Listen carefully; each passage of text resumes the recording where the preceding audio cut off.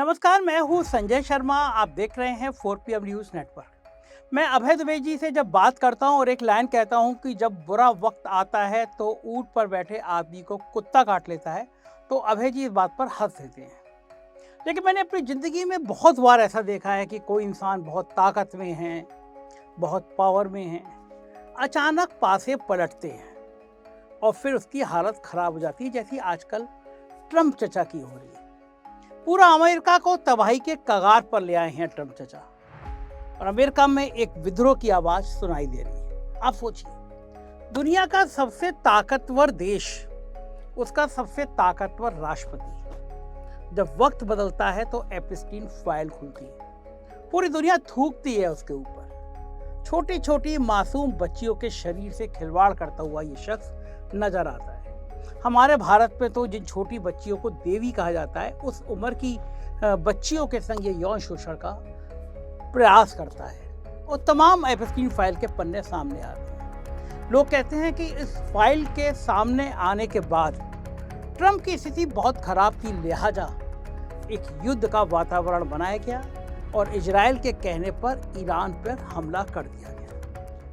लेकिन पलट के ईरान ने जो कुछ किया वो कभी ट्रम्प ने और अमेरिका ने सोचा नहीं था। जिसे बैंड बजाना कहते हैं ना, पूरी बैंड बजा दी। आज वैश्विक परिदृश्य में एक महत्वपूर्ण बदलाव देखा जा रहा है और इस बदलाव के केंद्र में है डोनाल्ड ट्रम्प की नीतियां और निर्णय, जो लगातार चर्चा में है। कई विश्लेषकों का मानना है कि वर्तमान वर्ष अमेरिका के लिए रणनीतिक, आर्थिक और कूटनीतिक चुनौतियों से भरा हुआ है, जिसने उसकी पारंपरिक सुपर पावर छवि को प्रभावित ही नहीं किया, तबाह कर दिया है। लोग तो कह रहे हैं अब ईरान एक सुपर पावर देश के रूप में सामने आया है, जिसके पास रूस और चीन का भी हाथ है, जिसके साथ अब रूस और चीन भी नजर आने लगे हैं।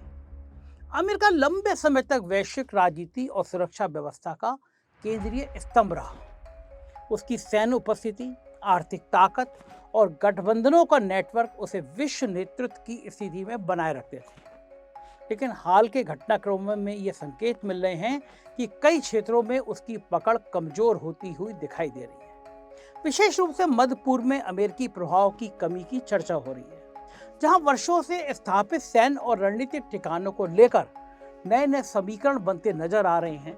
और रिपोर्ट्स में यह भी कहा जा रहा है कि अमेरिका ने दशकों में विकसित किए गए कुछ सैन्य ढांचे और क्षेत्रीय प्रभाव को आंशिक रूप से खो दिया है या उसे सीमित करना पड़ा है। सोचिए कितना बड़ा बदलाव। यह बदलाव केवल भौगोलिक नहीं बल्कि रणनीतिक भी माना जा रहा है, क्योंकि इससे उस प्रभाव के तंत्र पर सीधा असर पड़ता है जिसके माध्यम से अमेरिका वैश्विक सुरक्षा संतुलन को प्रभावित करता रहा है। आर्थिक मोर्चे पर भी पेट्रो डॉलर व्यवस्था को लेकर भी चर्चाएं तेज हुई है। वो प्रणाली जिसके तहत वैश्विक तेल व्यापार मुख्यतः अमेरिकी डॉलर में होता रहा है, लंबे समय तक अमेरिका की आर्थिक शक्ति का आधार रही है। हालांकि हाल के कुछ वर्षों में कुछ देशों द्वारा वैकल्पिक मुद्रा व्यवस्थाओं पर विचार किए जाने से इस प्रणाली के भविष्य को लेकर सवाल उठने लगे। विशेषज्ञों का मानना है कि प्रक्रिया धीमी है, लेकिन यदि इसमें तेजी आती है तो उसका व्यापक प्रभाव वैश्विक वित्तीय संरचना पर पड़ सकता है। अंतर्राष्ट्रीय संबंधों में भी बदलाव देखने को मिल रहा है। कई पारंपरिक सहयोगी देश अब अपनी स्वतंत्र विदेश नीति पर अधिक जोर दे रहे हैं। कुछ मामलों में यह भी देखा गया है कि देशों ने अमेरिका से अलग रुख अपनाया है, कई देशों ने अमेरिका से अलग रुख अपना लिया है या बहुपक्षीय संतुलन की दिशा में कदम बढ़ाए हैं। उदाहरण के तौर पर कतर सहित मध्य पूर्व के कई देशों ने अपनी रणनीतिक प्राथमिकताओं में विविधता लाने की कोशिश की है, जिससे क्षेत्रीय शक्ति संतुलन में बदलाव की संभावना बनती जा रही है। देख लिया सऊदी ने, दुबई ने कि अमेरिका के साथ का कोई फायदा नहीं है, ये खुद को नहीं बचा पा रहा, ये हमें क्या बचाएंगे। अमेरिका के अंदरूनी परिदृश्य में भी राजनीतिक और सामाजिक ध्रुवीकरण बढ़ा हुआ दिखाई देता है। डोनाल्ड ट्रंप के समर्थक समूह, जैसे मागा आंदोलन के रूप में माना जाता है, उसके भीतर भी विभिन्न मुद्दों पर मतभेद सामने आ रहे हैं। खासतौर पर विदेश नीति और मध्य पूर्व से जुड़ी प्राथमिकताओं को लेकर अलग अलग दृष्टिकोण दिखाई देते हैं। यह स्थिति किसी भी नेतृत्व के लिए चुनौतीपूर्ण मानी जाती है, क्योंकि आंतरिक एकजुटता बाहरी नीति को मजबूत बनाने में महत्वपूर्ण भूमिका निभाती है। इसी संदर्भ में जेफरी एप्स्टीन से जुड़ी फाइलों और दस्तावेजों को लेकर भी चर्चा जारी है। इन दस्तावेजों में कई महत्वपूर्ण प्रभावशाली व्यक्तियों के नाम सामने आने की बात कही गई है। हमने कुछ नाम सामने ला दिए, कुछ चर्चा कर दी, तो भारत में हमारा नेशनल चैनल बंद कर दिया गया। इसमें डोनाल्ड ट्रंप का नाम भी चर्चाओं में शामिल रहा है। हालांकि ये स्पष्ट करना आवश्यक है कि इन आरोपों को लेकर ट्रंप ने किसी भी प्रकार की संलिप्तता से इनकार किया है और उनके खिलाफ कोई आपराधिक दोष सिद्ध नहीं हुआ है, लेकिन सारी तस्वीरें साफ साफ कहती हैं यह आदमी वासना का पुजारी बन गया है। इसके बावजूद ऐसे मामलों का राजनीतिक प्रभाव दिखाई पड़ता है क्योंकि वो सार्वजनिक धारणा को प्रभावित करते हैं। वैश्विक शक्ति संतुलन के संदर्भ में यह भी महत्वपूर्ण है कि दुनिया अब बहुध्रुवीय व्यवस्था की ओर बढ़ रही है। चाइना और रशिया जैसे देश अपनी अपनी रणनीतिक और आर्थिक ताकत को मजबूत कर रहे हैं, जबकि यूरोपियन यूनियन भी एक स्वतंत्र शक्ति केंद्र के रूप में अपनी भूमिका को परिभाषित कर रहा है।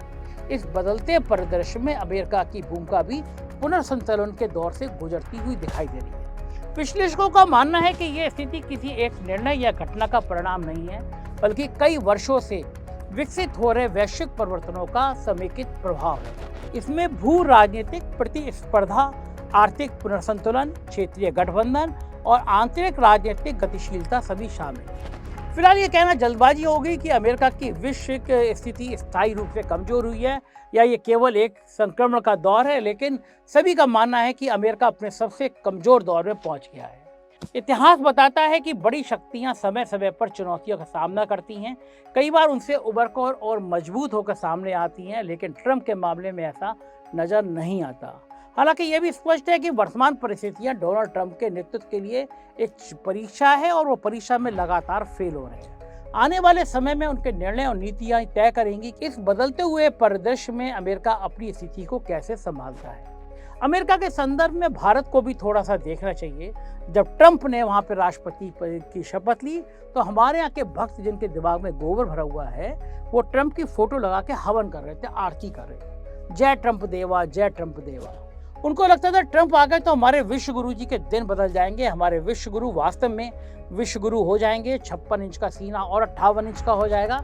लेकिन ट्रंप ने सबसे ज्यादा बुरा हाल किया तो वो भारत का किया। दुनिया के किसी भी देश को नागरिक को विदा किया तो उसको हथकड़ी और बेड़ी नहीं लगाई, लेकिन कोई भारतीय जब आए तो भारतीयों को हथकड़ी और बेड़ी लगाकर वापस किया गया। हमारे विश्व गुरु आवाज नहीं निकाल पाए।